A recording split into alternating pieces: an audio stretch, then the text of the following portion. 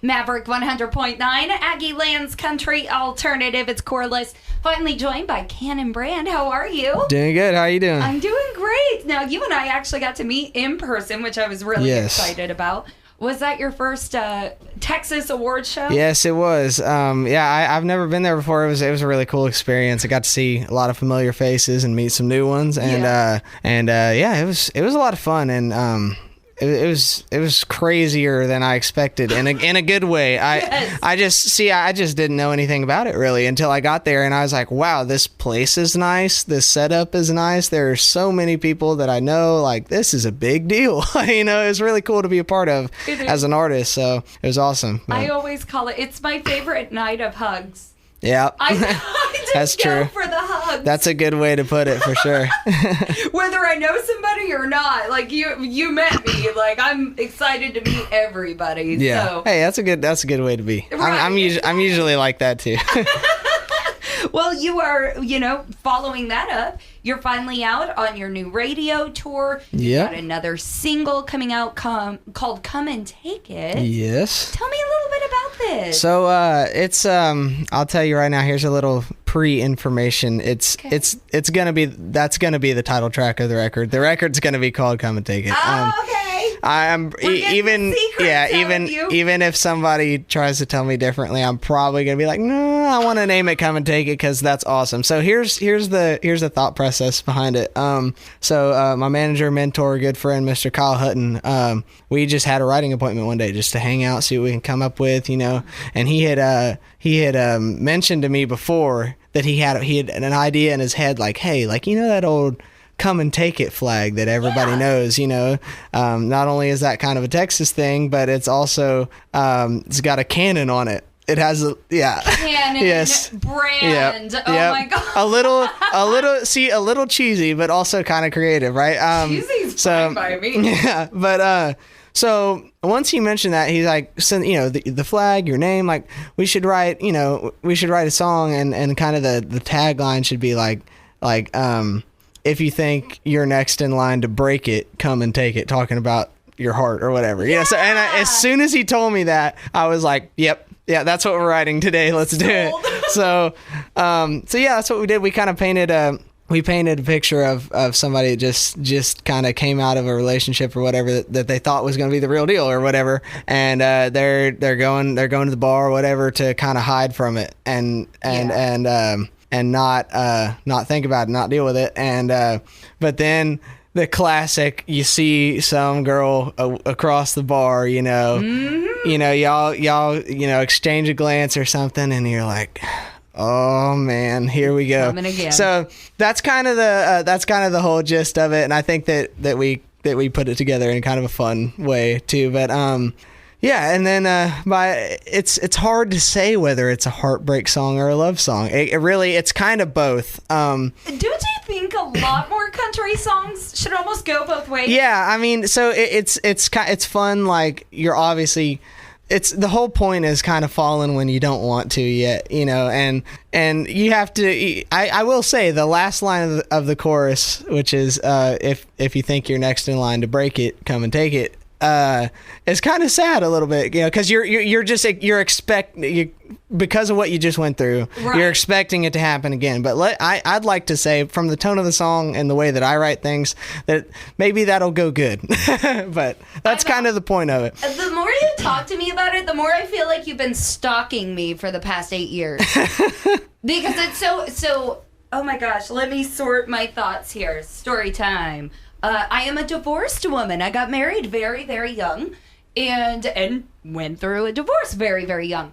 And I was a DJ at a club at the time. And I met a guy the night after I filed for divorce, just because, I don't know, I was down and I'm like, crossing my arms and a little bit pouty. And I was like, I just want to dance with somebody that seems like maybe they like me. Mm-hmm. It's now been over 7 years with that man that I asked. Hey, there you go. That's perfect. See, that's perfect. That's funny. The girl that I'm pretty sure, well, not pretty sure, like 99.9% sure that I'm gonna marry, like, real soon. Yes. She met me at one of my shows. I was opening for Roger Krager at Main Street Crossing in Tomball for 3 sold out nights, and it was really awesome. And one of those nights was my birthday, and it was a lot of fun. But yeah, she came up to me at my merch booth and stuff and started talking to me and like asking me like meaningful questions, like not just the same old questions that like, oh, like how old are you? When did you start playing guitar? Like, that's great. I'd still love to answer those. But she was asking me stuff like, hey, like, how do you manage to like do this like with school? Because I was still in school at the time, and like blah, blah, stuff. And I'm like, well, actually, I do this and I do that. You know, it was kind of cool. But and then at the end of the night, she asked for my number, and I said no. And here's why. I was in a relationship at the time. Right. Yeah, but because that would be the wrong thing to do. Yes, but it's funny. But you know, in the back of my head, I knew that one was going downhill. You know, but I'm not that type of person at all. So long story short, a few months later, that was over, and a little bit after that, I was with her, and it's been history ever since. I'm loving this. I've always said. I have some songs on the record about all that. Right? So. I've always said if my husband, which, by the way, he never approached me, but he had told his friend months before I met him, I have dibs on the DJ. Which is actually very creepy when you look at it, but whatever. That's in the past. Yeah. But had he approached me when he saw me, it would have been an absolute no. Yeah, that's funny. It would have been a no. I find it funny that, to me, it's kind of cool that she came up to me. Right. It's usually the opposite way. That's what I did to him. And if I wasn't in a relationship and I would have seen her, I probably would have come up to her too. But right. but the thing was, I was on stage. There's people, see people in front of I didn't see her. I didn't see anybody specifically. And so I'm glad that she like made her way up to the merch booth and talked to me after the show and stuff. But it's funny because I would have never known she was even there. Yeah. So it's kind of cool. Oh, what a fun story. See, we got a lot in common, my friend. A lot in common. Well, I love how special this song is to you, and I'm so glad you are debuting it on Texas Country Radio. So we're going to let everybody on Maverick have it. For the first time, you're listening to Cannon Brand, and come and take it. Due to copyright, Brian Broadcasting is not licensed to air this single in podcast form, but you can find it on all downloading and streaming services. And today's interview continues now. That was Come and Take It by Cannon Brand. It's Cordless here on Maverick 100.9. I've got Cannon on with me now. And you and I were talking about the writing going into Come and Take It. Yes. And that's your producer you wrote it with? It was my manager, my mentor, Kyle Hutton. Yeah. And you explain it in such a fun, enlightening way. Would you say, I know you've got a new record coming out. Mm-hmm. Is songwriting usually that easy to you? Do these songs come up like that? I love talking about this because it's all different. It's all a game. It's all fun in its own way. So I have several songs on the record that it was easy. It was it all just kind of came together and pretty quickly, and by the time we were done, we're like, man, this is a good song. This is fun. And sometimes it's just me or I was co-writing it or whatever. But for instance, I have a song on the record called Hot Shottin', and it was about when I used to work driving trucks. And I have a friend of mine, his name's Justin Lane Gates, and I'll give him a little shout out here because I promise you he is really good. He has a voice like I've never heard before. It's it's powerful and it's different and it's unique. But I actually met him when I did a little song swap with him in my hometown, Conroe, and from then on out we were good friends, and then best friends, and then like musical friends that would love to play shows together and write stuff together or whatever. But he was driving the beer trucks, so like 40-foot beer trucks that deliver beer everywhere. Yes. So not the same thing, but we kind of had some similar work things about what was good about work and what sucked about work. But so we sat down. I'm like, man, we should write a song about it. Let's do it. And that one came so quickly. It turned into a really super country, awesome like jammer type. And we actually recorded it as a duet.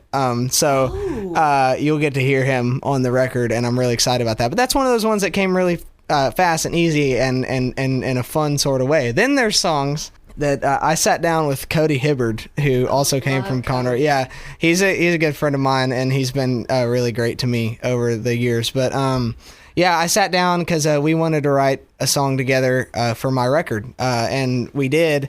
I had an idea that I presented to him that he liked, and then we went with it from there. And we wrote about half the song, right? And we're just sitting at my house, chilling or whatever. But we wrote like half the song. We're, okay, this is going good. This is going good. We get to the second verse and on, and we just cannot. Like, we just, cannot get it right. Yeah, so we just stop for like an hour, just hang out, like go to get lunch or whatever, come back, and we're still stuck, you know? But long story short, that took hours and hours and hours, but once we finished it, we were really happy with it. So that was a little more of a struggle, but that's how it goes for me. It's kind of up and down, but I could never say that I was trying to write and I just really just didn't enjoy it, or it just took too long or whatever. I can see that on your face. Even if I have to like come back to it another day, you know. Right. I love it. I mean, I started songwriting really early, and it's been a part of everything I've done for the last like 5, 6, 7, 8 years. Don't count too far, Cannon, because those years don't stop. Yeah. They just keep going. Well, so the singles you've described to us here, those are all going to be on your new record, which is coming in a few months. So yes. I want you guys to follow Cannon Brand, because he's going to have a lot more on the way other than just his new radio single. And even you've released to streaming services before Come and Take It, and have had a lot of success there as well. So there's 3 songs that are going to be on this record that you can go listen to right now, and that one of them is my last radio single. It was called Me and You. It was a fun one. It's still one of my favorite songs I've ever written and recorded, and it did pretty well, and I was really, really happy about it. But then in between the last radio single, Me and You, and Come and Take It right now, we released one a few months back called Still Around, and it wasn't a radio single, it was an internet single, but even though it wasn't a radio single, it was still really important to me. The record was just taking a little longer than we had hoped, and I was like, I really want to get something out to people, you know. Right. And so, you know, we put some strategy behind it, and we recorded a really awesome music video. But it's a song that I also wrote that one with Kyle too. It was further back in time, but I always wanted to write a song for my grandfather, and, you know, use songwriting and like my musical ability to, I don't know, kind of honor him in a way, or whatever you want to call it. And I could never quite get it right. I tried writing them, and it just never seemed right, or didn't seem like it really, you know, fit the bill. And so I sat down with him. It was a few days before Thanksgiving. Sat down with Kyle, and told him that I'd always wanted to write a song for my grandfather. I also told him, hey, also my brother, I call him my brother. He's not my brother. He's my cousin. His name's Robbie, but he's more like a brother to me. You know, he's about to go off to the Army too, because he was about to ship off, and I didn't know when I was going to see him again, and all that. So a lot of feelings flowing around. So especially around the holidays. Yep, and you know, knowing that, you know, just kind of thinking, oh, you know, my grandpa isn't going to be here for Thanksgiving, and now Robbie isn't, and you know, it's not just all sadness. If you listen to the song, it's actually really hopeful. But we sat down, and I was like, let's try to write something for, you know, we'll start with my grandfather. If we can fit Robbie into this song too, that'd be great. You know, mix in a little military stuff, and you know, my grandpa's in the military too, so it all kind of fit together. But by the end of an hour or two, it was one of those ones that came pretty easily, and it was just a lot of fun to write. And we ended up, you know, honoring my grandfather and doing some kind of throwback nostalgic type of, you know, good feeling stuff in the first verse, and then creating a chorus that tied into both. The second verse was about like Robbie and going off to the Army, and, you know, there's an empty chair at Mama's, you know, this Thanksgiving, et cetera, et cetera. So it really turned into a really cool thing, honoring both of them. And by the way, Robbie's back from the Army and has a kid, and so that's really great. But I like to joke with him, and be like, man, you ruined the song, you're not gone anymore.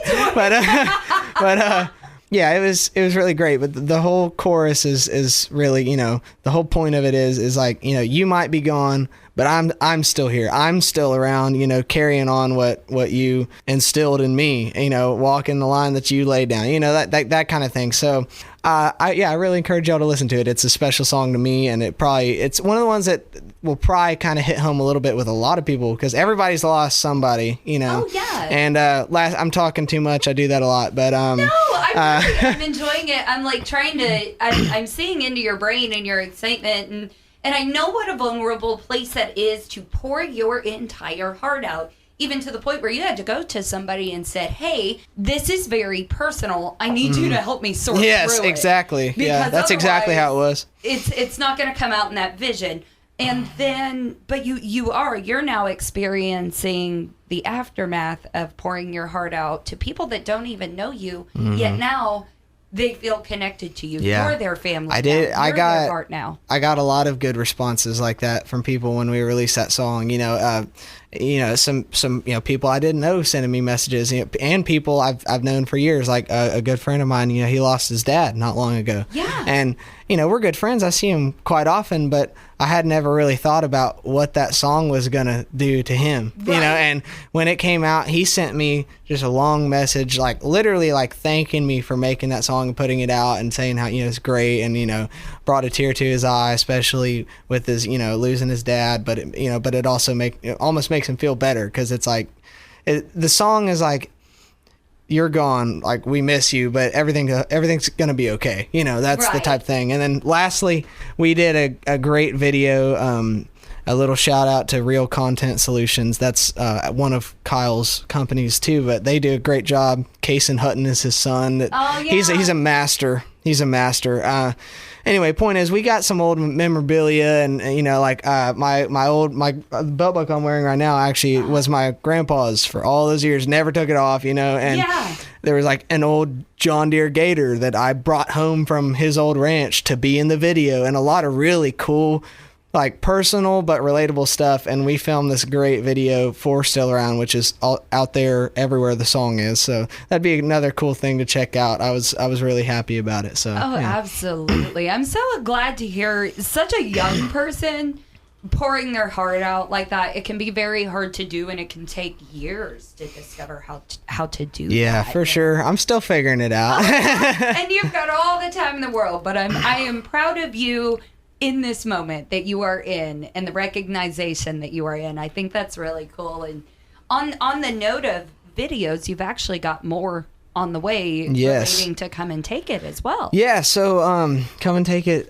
came out last Thursday on the 7th, and it's hitting radio, as y'all can tell. Yeah. And I'm really excited about that. We're not doing a full-on music video for this song, but we did do a really great live in studio recording of the song, playthrough of the song, which is I think it turned out really well. Yeah. It looks great. Same thing, Real Content Solutions, Cason Hutton. He put together a really awesome looking set that fits the vibe of the song, and it's a live acoustic performance with just me, so it's nothing too special. But I like those type of videos, and if you wanted to hear this song in a different context other than on the record with all the instruments, a little more stripped down version, that'll be a cool thing to watch. So that'll be they're actually finishing that up today after we're done, but so that'll be probably out next week. So okay, good. It's not a huge video release, but I think it'll be a cool thing to check out in addition to the single. So absolutely. Yeah. So I mean, on that line, lots to look forward to from Cannon Brand. Obviously, Come and Take It is out now. You can download and stream that anywhere. More videos on the way. And then you mentioned you're from Conroe. You're not from far away from us at all. So nope, it was a nice little drive. Looking? It's going good.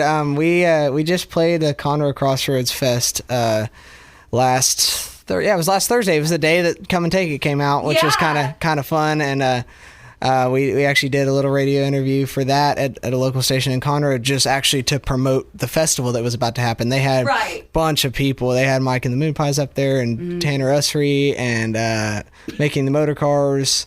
There was a bunch more. I can't remember. Zach Wilkerson was there. Yeah. Oh, nice. There was a lot of great people around at several different venues over the course of 4 days. So it was a cool deal. But if you go to my website, cannonbrandmusic.com, and click on tour, all the shows will be there. I want to get back up here soon to College Station. The last time I played here was over a year ago, so I really want to come back. If anybody out there hears this and you know a venue owner that wants to have a full band that plays Texas country music, let them know, because I want to come back.